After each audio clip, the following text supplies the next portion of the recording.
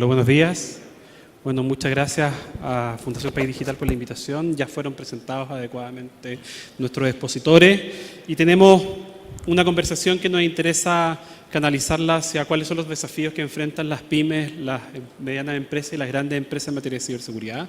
Hemos vivido un año relativamente intenso, empezamos a ser testigos de ciertos incidentes que están afectando la red en distintos niveles. Tuvimos WannaCry y la alerta que se generó un día viernes, el 12 de mayo, si mal no recuerdo, y tener la oportunidad de conversar sobre cuáles son los desafíos que se van a enfrentar en materia de ciberseguridad aquí en adelante.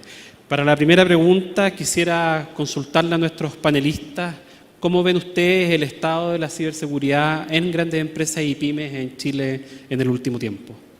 ¿Quieres que parta yo? ¿Me escuchan? ¿Me escuchan? ¿Sí? Creo que es un trabajo en progreso. Nosotros en Microsoft, conjuntamente con la Cámara Nacional de Comercio, realizamos una pequeña survey el año pasado a cerca de 400 pymes. Y los resultados en las ciudades de Santiago, Valparaíso y en Concepción es que el 65,4% de estas empresas habían sufrido durante el año anterior algún grado de ataque cibernético, lo cual es bastante consistente con los parámetros mundiales. Generalmente en el mundo, el año 2015, que son los últimos antecedentes que tenemos, pero el 2016 es el 71%. Ahora, lo que sí nos llamó mucho la atención es que casi el 30% de los consultados dijeron, su respuesta fue que una vez que tuvieron conocimiento del ataque, de la invasión, su respuesta fue no hacer nada. Es decir, sabiendo que existe la contaminación, la decisión fue no hacer nada. Y eso es algo que a nosotros nos preocupa, porque si pensamos que a nivel mundial existen cerca de 550 millones de usuarios que se ven afectados por una u otra forma de penetración cibernética. Si pensamos que las pérdidas totales a nivel mundial son de 400 billones de dólares, es decir, 10 veces más de toda la inversión que hoy día, entiendo, se discutió con respecto a la inversión tecnológica que se necesita hacer en Chile. Si pensamos que es 10% de todo el daño efectivo y que el promedio que se demora entre que el virus infecta a la computadora y es detectado son de 99 días, creo que tenemos un buen trabajo por delante. Tanto la industria, los usuarios y creemos también la autoridad y todas aquellas asociaciones que de una u otra forma hacen la seguridad uno de sus planteamientos principales. Adrián, de ese 64% probablemente hay mucha más gente que ni siquiera se enteró. Absolutamente, absolutamente. Nosotros la información que tenemos es que más o menos se tarda unos 6 meses en encontrar una brecha de seguridad cuando no están los procesos de seguridad dentro de una compañía bien implementados. Entonces la realidad es sorprendente, el 60%, es bien alto el 60% que está dando para las medianas empresas en Chile, y más sorprendente es que el 40% diga, me hackearon pero igual no voy a hacer nada, ni siquiera lo voy a denunciar a la PDI o voy a levantar un caso criminal, pues realmente es un delito el ser hackeado. Nosotros vemos que la madurez que tenemos en términos de seguridad en Chile cambia obviamente de industria a industria, cambia por el tamaño de las compañías. Obviamente si uno habla de la banca, grandes compañías con grandes recursos, la seguridad está en foja del gerente general, se vive, se trata de vivir. Pero cuando uno empieza a bajar en el tamaño de la compañía o en la industria, la seguridad empieza a desaparecer. Y no es solo tecnología, recién lo decía Antonio, pero no es solo tecnología, es realmente cultural, ¿sí? Uno puede poner todos los bloques de seguridad en los dispositivos, que entre paréntesis el 70% de los hackeos a una compañía entran por algún tipo de dispositivo, puede ser un celular, una impresora o un PC, pero uno puede poner una cantidad de barreras tremendas en el dispositivo, pero si el usuario, que es el que comanda ese dispositivo, no está educado, no tiene una higiene de seguridad clara, no sirve de nada, absolutamente de nada. Y eso creo que es lo que nos falta cultura todavía, educar más sobre la ciberseguridad en las organizaciones y también en la vida personal. David, desde la perspectiva de Fortinet, ¿cómo ven el escenario en Chile? Mira, igual creo que coincidimos bastante, o sea, en Chile la madurez que tienen las empresas en cuanto a ciberseguridad, yo diría que es de nivel medio hacia abajo. Hay mucha tecnología instalada, yo creo que la inversión en tecnología de seguridad informática es buena, está por encima del promedio del mercado latinoamericano. Sin embargo, hoy el tema es que en las grandes corporaciones, por ejemplo, tienen una gran inversión en tecnología, pero ahora están viendo la necesidad de automatizar, de tener la necesidad de... ¿Me escuchan bien? Ahí lo apagaron. Ahí, ya. Entonces, decía, las corporaciones tienen la necesidad de utilizar mejor, tener más visibilidad y tomar decisiones a tiempo, ¿cierto?, sobre la tecnología que hoy tienen. Obviamente, ya una gran corporación tiene un CISO. Evidentemente, la ciberseguridad y una estrategia de seguridad hace parte de su planeación estratégica.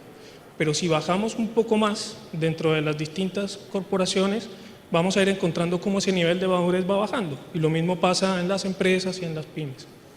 En las pymes lo que nosotros vemos es que la seguridad, pasa lo contrario, es considerada como una funcionalidad.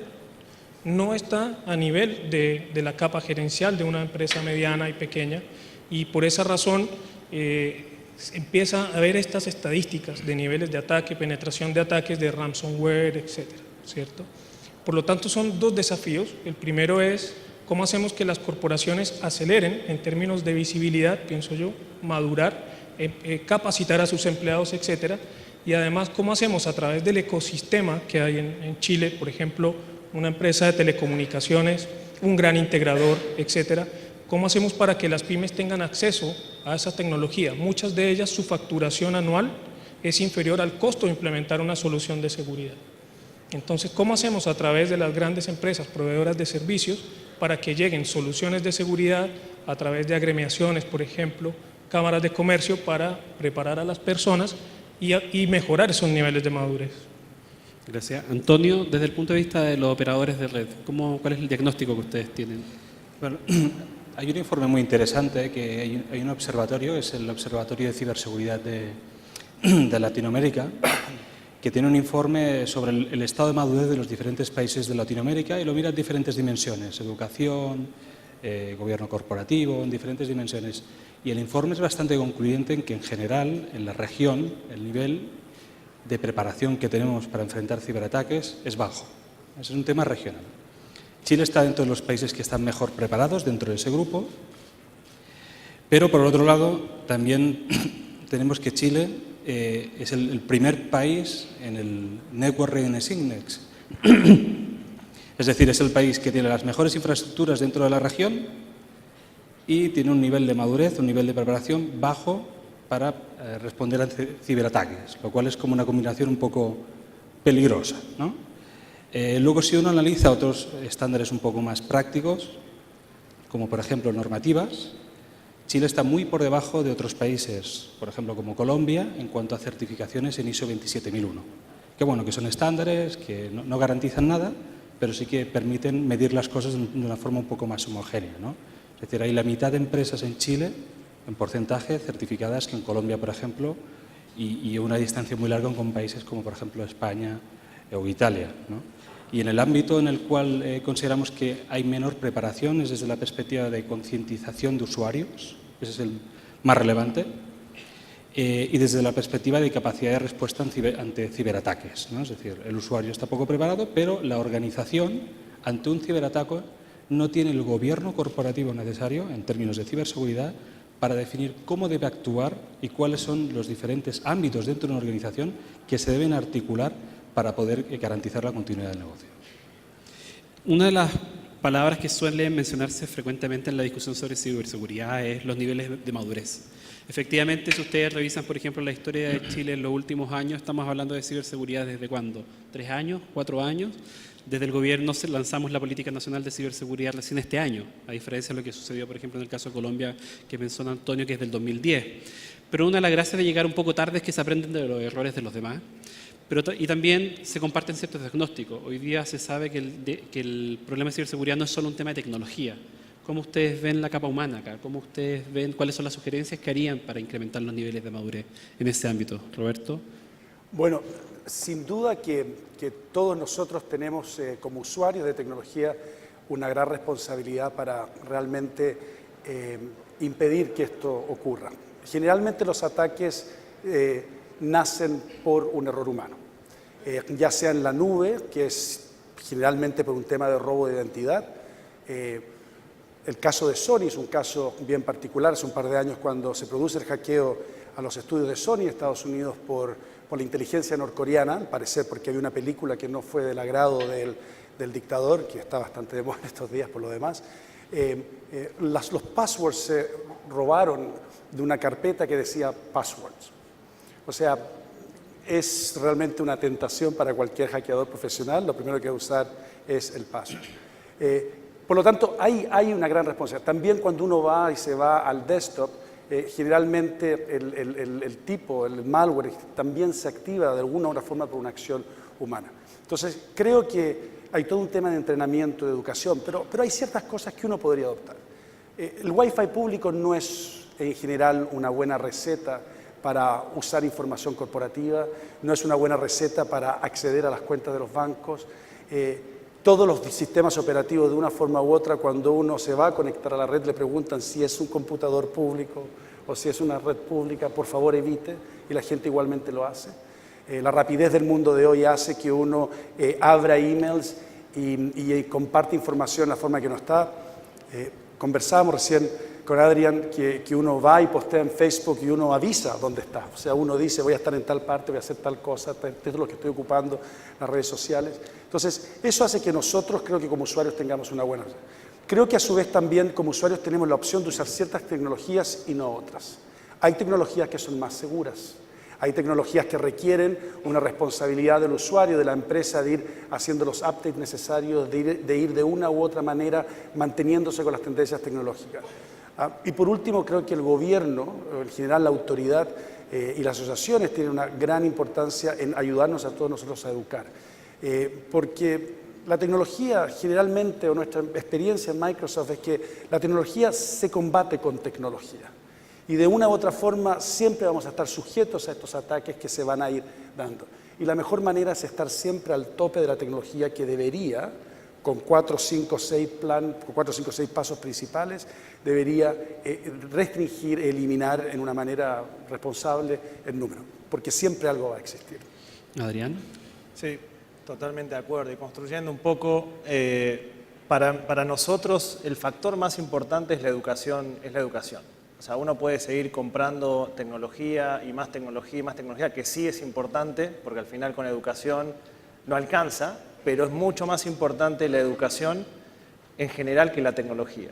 Y la realidad es que en la parte de educación estamos muy débiles. O sea, las compañías tienen responsabilidad, la industria tiene una responsabilidad, el gobierno tiene una responsabilidad, pero ya tenemos que empezar a hablar de educación digital probablemente desde el colegio. De empezar a educar a la gente, a los niños, a entender qué es lo que están haciendo en el mundo digital, cuando uno en el mundo físico los educa. Si uno entra a la casa, cierre la puerta, póngale llave, mire quién es antes de abrir la puerta. Bueno, todo eso en el mundo digital no está claro. Ha avanzado tan rápido, hemos tenido acceso a tanta información tan rápido y de tantas cosas tan rápido que no tenemos ni idea de qué estamos haciendo. Entonces, vemos en las empresas que la compañía arma un tremendo firewall y protección para sus datos y después el mismo usuario baja una nube pública y pone todos los datos dentro de una nube pública y los postea en algún lado. O empezamos a compartir datos con big files y sin seguridad, sin encriptación. Entonces, todo el esfuerzo tecnológico que uno hace, un usuario abre una puerta y se acabó el problema. O les damos dispositivos y en esos dispositivos no tienen ningún patrón de seguridad. O si le obliga la empresa a ponerle un PIN, el PIN es el cumpleaños, o es un 234, o es 0000. Esa es la cultura de seguridad. La compañía puede ayudar, pero si el usuario no entiende, no está capacitado a entender, si me llega un mail que parece sospechoso, que tiene errores ortográficos y que es sospechoso, no haga clic, hacemos clic. Entonces, hay mucho de la cultura. Eso es lo más importante para mí que hay que trabajar. La higiene digital parece ser un elemento esencial. En los 80 en Chile me acuerdo que nos enseñaban a lavarnos las manos antes de comer. Nosotros tenemos que empezar a generar ciertas culturas en ese sentido. Una de las preguntas que solemos trabajar en la audiencia es ¿cuántos de ustedes todavía no tienen una clave en su teléfono? ¿Existe alguien en la audiencia que no tenga la clave activada del teléfono? Siempre hay alguien, así que no se pueden levantar la mano con tranquilidad. Bueno, veo que todos lograron que sus papás tengan clave en el teléfono. Porque al final la higiene digital es una cosa familiar, personal y corporativa. David. Sí, de acuerdo, además es un tema efectivamente de cultura y coincido, o sea, tiene que venir de un tema de educación en los colegios, uno. Dos, también hay que entender que hoy estamos en un proceso de transformación digital porque ya como personas y como sociedad ya dimos ese paso. Hoy en día nuestra sociedad es digital, como personas ya tenemos un perfil digital, independiente aunque todavía no esté consolidado en alguna parte de Internet. Nuestra información familiar está en Facebook, mi experiencia laboral está en LinkedIn, comparto archivos con las personas en distintas vías, etc. Por lo tanto, alguien tiene que entrenar y educar a las personas para que aprendan a cuidarse como persona digital. No puedes tener a una persona en un mundo digital que no sabe cuidarse a sí misma y además pretendas que cumpla todas las políticas de seguridad de tu compañía. Estamos hablando de dos cosas que si esa cultura no existe, no esperes más en tu empresa. Por lo tanto, es un tema de gobierno, efectivamente, tienen que existir normativas, tienen que existir leyes, es un tema de la universidad, de la academia, del colegio y también es un tema del empresario. El empresario hoy tiene que entender que la seguridad de la información ya no es una caja, ya no es solamente un proceso, tampoco son solo personas, hay que hacer que todo esto coincida y tiene que ser un capítulo en las estrategias de cualquier organización, no importa su tamaño. Si eso hace parte de la estrategia, lo voy a considerar siempre en vías de transformación digital como empresa y lo voy a considerar también como parte de mi cadena de valor. Si yo soy una gran corporación, tengo que asegurarme que quienes me proveen servicios, por ejemplo, estén en condiciones de proteger la información que están intercambiando conmigo. Son temas que al final son cultura, pero que tienen que ir acompañados de la estrategia, ¿no? Estimado Antonio. Sí, a ver, yo creo que bien, como mis colegas, ¿no? Pero la seguridad en sí, desde la perspectiva de un usuario con formación, no es suficiente, ¿no? Porque la seguridad al final es un hábito, ¿no? Y los hábitos es lo más difícil de cambiar en las personas, ¿no? Cuando uno tiene un mal hábito es muy difícil cambiarlo, ¿no?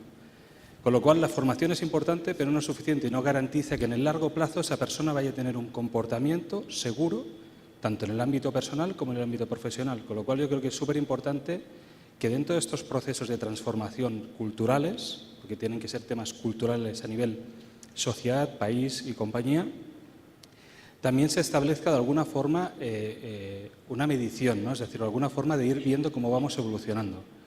Para hacer una formación y pensar, ya estamos listos, ya les hemos hecho el comunicado, enviamos el correo a todo el mundo de que no habrá correos seguros y ya tengo la garantía de que nadie va a abrir un correo seguro. Mentira.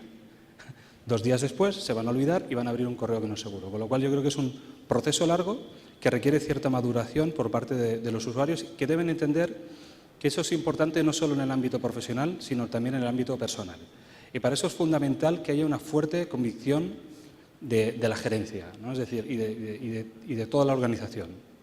El usuario tiene que ver que eso es importante para la sustentabilidad de la organización, de que el hecho de que se comparte información confidencial de la empresa pone en riesgo a la compañía.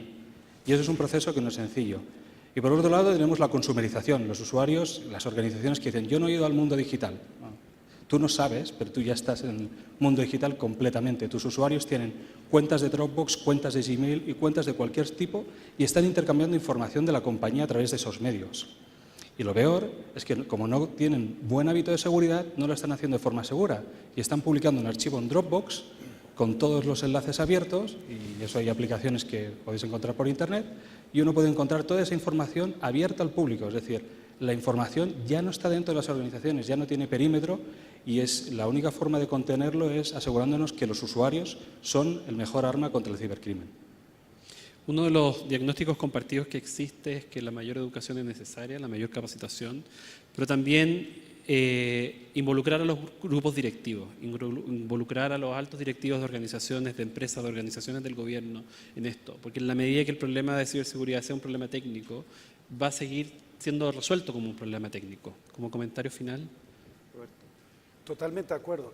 O sea, creo que si hay un elemento que en las presentaciones hemos visto hoy día es que estamos viviendo una 4ª revolución industrial, que esta revolución llegó y esta revolución llegó para quedarse. Y eso yo creo que a nosotros como país, como industria, como compañía, nos hace cuestionarnos, realmente preguntarnos una serie de problemas. Hay todo un tema de la educación y la seguridad, hay todo un tema de cómo la tecnología complementa, no reemplaza trabajos, crea los trabajos y complementa y va creando una riqueza que es distinta. Todo un tema de los gobiernos y cómo los gobiernos van a regular, cuáles van a ser las conductas criminales asociadas, cómo se va a perseguir, etcétera. Y eso creo que perfectamente, tal como tú lo dices, Sergio, parte por dar el ejemplo. O sea, creo que nosotros como país podemos tener un mensaje mucho más potente si tenemos una política de ciberseguridad potente. Si el gobierno da el ejemplo, y entiendo que tú estás trabajando concentradamente en eso, justamente para tomarlos cuáles son los mecanismos o cuáles son los elementos necesarios. Si nosotros como industria tenemos, de una u otra forma, ayudamos a responder ciertas preguntas, la inteligencia artificial, las preguntas de carácter legal, las preguntas de carácter ético que generan, los algoritmos que se van creando, la diversidad que es necesaria. O sea, es todo un mundo muy rico, pero la realidad que de una u otra forma, en la medida en que el ejemplo no se dé de hacia arriba hacia abajo, las respuestas no se van a ir dando con la celeridad y la precisión necesaria. Muchas gracias. Adrián. Yo creo que si hay a mí lo que más me preocupa son las medianas empresas. O sea, yo sé que el resto del problema lo íbamos a ir resolviendo, lo vamos a resolver en el camino. Los gobiernos, las grandes compañías. Las medianas empresas, yo creo que si hay una cosa que ojalá y haya en el público directores o dueños o personas que trabajen en estas empresas, es llevarse que la seguridad es importante, de que la seguridad no es una caja, no se compra, no es tecnología, que ojalá incorporar el tema seguridad primero en alguna reunión de directorio, alguna reunión del equipo de liderazgo de esas compañías, y ojalá que después de este evento pongan a alguna persona a ser líderes en seguridad. Lo podemos llamar CISO, que suena muy estrafalario, pero podemos llamar como sea, pero una persona que esté horizontalmente, no dentro del equipo de tecnología, horizontalmente mirando la seguridad y empezando a cambiar esta cultura de seguridad que es la que estamos hablando. Después, si hace falta comprar tecnología, que probablemente hará falta, hay que verlo. Que lo primero es culturalmente entender, primero, qué quiero asegurar, porque es otra de las cosas que importante. Dice que seguridad de qué. ¿Qué es lo importante que quiero asegurar y cuánto voy a invertir en proteger algo y qué no quiero asegurar, ¿no? Pero eso es para otro panel. Pero ojalá poder que salgan de acá estas medianas empresas y digan, esto es importante, esto puede bloquear mi crecimiento, me puede quebrar en algún momento si me pasa algo, necesito protegerme, necesito trabajar esto de una forma horizontal a través de toda la compañía. Gracias. David. Yo como conclusión quisiera dejar dos mensajes. Uno, efectivamente tiene que estar en la estrategia de todas las empresas el tema de seguridad. Dos, tenemos que ser conscientes que el cibercrimen hoy está como entre la cuarta o quinta economía del mundo. Este tema no va a parar. La transformación digital abrió miles de oportunidades, pero siempre con una oportunidad viene una amenaza al lado. Y hay que prepararse para esa amenaza. Y obviamente en un mercado de cibercrimen de 1.8 trillones de dólares más o menos, casi 4 veces el Producto Interno Bruto de Chile, el estar preparados para trabajar no solamente a nivel local como país, sino también abrir nuestros servicios al mundo, implica el prepararse para eso. La educación es fundamental, pero algo que sí les puedo dar, lo firmo así, es que así entrenemos a todas las personas todos los días, siempre vamos a tener una persona que se le va a olvidar. Y en ese momento va a volver a caer el tema de seguridad. Por lo tanto, viene otra parte. Y es que, y tú lo dijiste también, la tecnología también se combate con tecnología. En el caso de seguridad, Fortinet piensa que la automatización se combate con la automatización. ¿Qué significa? A medida que evolucionan todos los distintos tipos de ataques, etcétera, y se hacen mucho más inteligentes, también tenemos formas de hacer inteligente la forma de prevenir. ¿Okay? Antonio. A ver, yo creo que es importante que entendamos, o que digamos que la audiencia entienda, de que la ciberseguridad no es solo un tema tecnológico, que es un tema que involucra muy fuertemente a las personas, de que es un tema fundamental para sustentar la transformación digital, es decir, si evolucionamos en transformación digital y nos dejamos la seguridad detrás, no nos va a ir bien, ¿vale?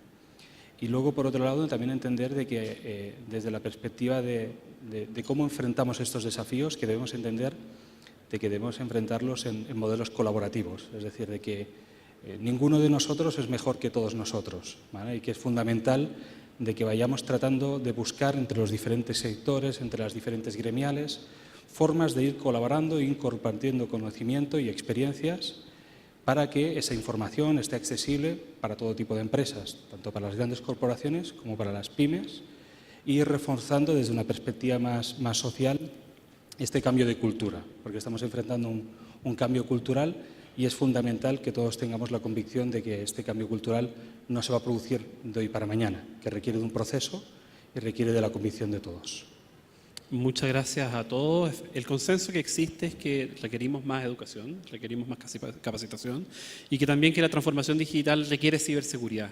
Y para eso el compromiso tiene que ser público-privado. Cada uno en sus ámbitos tiene que realizar las acciones necesarias para incrementar los niveles de madurez en materia de ciberseguridad, tanto si eres una organización pequeña como si eres una organización grande, y la formación del capital humano parece ser imprescindible. Les doy las gracias por participar en el panel. Gracias, y nos vemos en otra ocasión. Gracias.